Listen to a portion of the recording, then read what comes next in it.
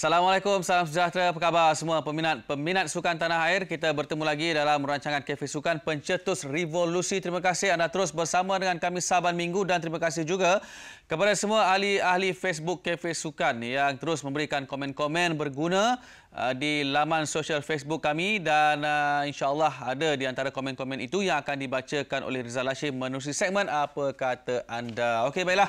Tadi di awalnya anda pun dah tahulah topik perbincangan kita minggu ini iaitu tentang sukan badminton. Minggu lalu kita dah bincangkan juga dan minggu ini kita akan bawa semula topik ini kerana banyak sebenarnya yang nak kita perkatakan tentang sukan badminton. Rizal Hashim, blogger tersohor masih lagi terus bersama kita. Apa khabar Rizal? Hari minggu yang cukup ceria Rizal? Ya, buat tahniah ya kerana baru menyambut kelahiran cahaya mata yang ke-8 ya? Ketiga. Oh, ketiga. Minta maaf saya. Banyak sangat. Selamat menjalani ibadah puasa Rejab, Syaban, Ramadan. Masih, saya faham maksud anda. Jadi, okey, baiklah, tak apalah. Amalan berpuasa itu memang amalan yang sihat untuk kita semua. Okey, baiklah. Kegagalan skuad negara dalam kejohanan Piala Thomas di Wuhan baru-baru ini telah mendapat begitu banyak sekali komen negatif dan juga positif daripada peminat sukan dan juga bekas pemain. Antara mereka yang memberikan komen ialah mereka yang kali terakhir menjulang Piala Thomas pada 1992 iaitu pasangan Razif dan juga Jalani Sidik yang memberikan komen menerusi Facebook, menerusi Cafe Sukan dan juga Chia Song Kit, seorang lagi pakar berguna negara turut melontarkan komen tentang kegagalan kita. Jadi benarkah ada disuarakan sebegini oleh Datuk Seri mengatakan bahawa sistem ini lapuk?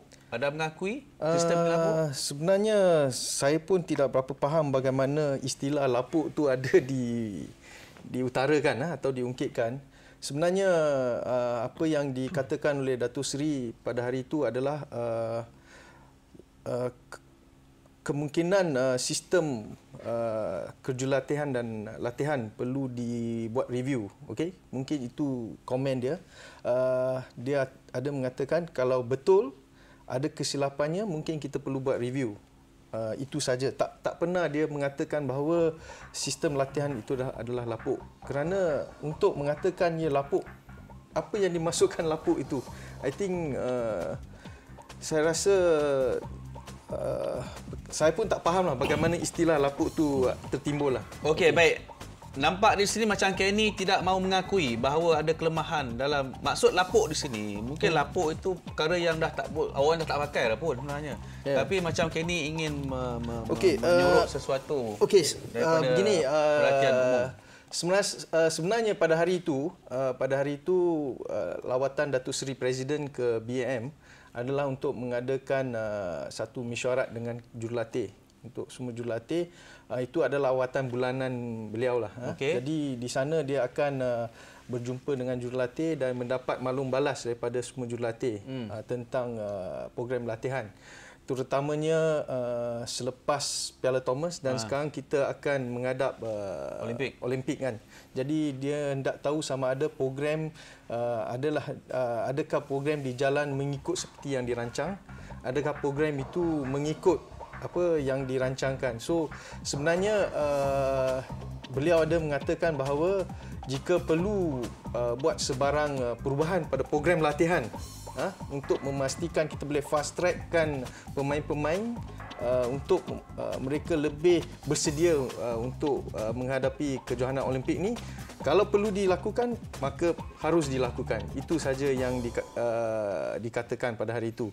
Dan untuk program latihan, okey, sebenarnya begini, di BAM kita mengadakan latihan secara full time. Okey, semua pemain mengadakan latihan secara full time di mana lebih kurang 50 pemain di peringkat elite dan juga di peringkat backup. Kemudian di Bukit Jalil, Sekolah Sukan Bukit Jalil, kita mempunyai lebih kurang 70 pemain yang di bawah latihan ataupun program latihan BAM. So bermakna lebih kurang ada 140 pemain yang dilatih secara full time lah. Okey. So okey, baik, terima kasih Kenny dengan penjelasan panjang lebar. Tak apa, banyak sekali lagi yang saya nak tanya. Rizal pun nak tanya, tak sabar sebenarnya. Tapi Nur Bakti, anda boleh terjemahkan mungkin istilah lapuk yang digunakan oleh Presiden.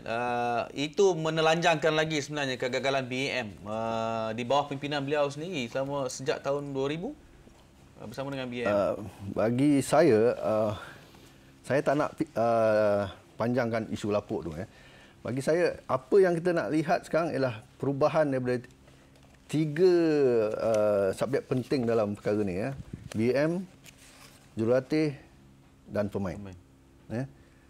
Selagi kalau kita ubahlah sistem apa sekalipun, tapi kalau sikap tiga-tiga ni, tiga golongan ini tak berubah, you pakailah sistem terbaik pun kita tidak akan ke mana.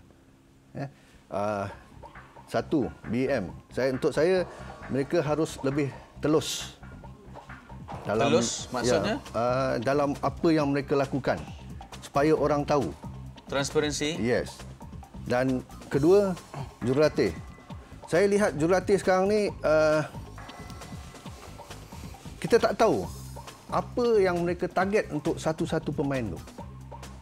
Mungkin mereka tahu sendiri. Dia tak tetapkan. Yang pihak media memang tak tahu. Untuk let's say pemain A, level dia yang diorang sasarkan ke mana. Jadi diorang syok sendirilah. Dan untuk pemain, kalau sikap mereka setakat fikir masuk sebagai pelatih dalam skuad BAM tu sudah cukup baik, mereka tidak akan ke mana.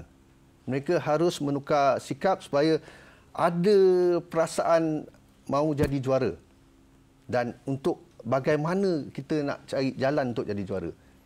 Kalau setakat main, jurulatih suruh pergi tournament ni, pergi main macam robot lah. Diorang tak tahu apa yang diorang nak. Kalau kita lihat, juara-juara dunia ni bukannya orang yang orang cakap spoon fed, yang kita bagi je diorang terima. Diorang ni golongan yang mahu berusaha lebih untuk menjadi yang terbaik.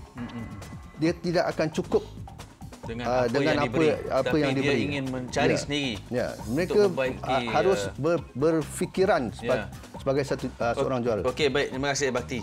Itu saya rasa Rizal satu pendedahan yang cukup berguna untuk kita bincangkan, di mana ada 3 golongan disebut oleh Bakti, BAM, jurulatih dan juga pemain.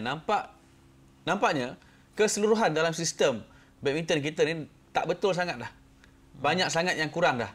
Jadi ini perlu ada satu perubahan besar-besaran seperti yang ditulis dalam akhbar selepas Olimpik London.